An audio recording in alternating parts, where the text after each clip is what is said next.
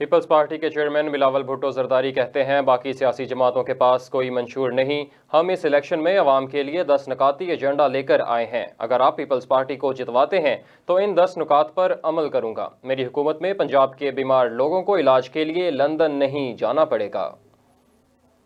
شہید محترمہ بے نظیر بھٹو کے ساتھ دیا تو پھر اس دنیا کی کوئی طاقت آپ کا راستہ نہیں روک سکتا۔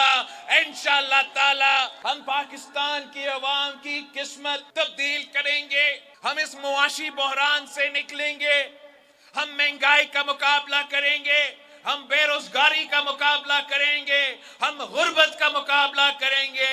یہ کام اگر کوئی کر سکتا ہے تو صرف اور صرف پاکستان پیپلز پارٹی کر سکتی۔ باقی سیاسی جماعتیں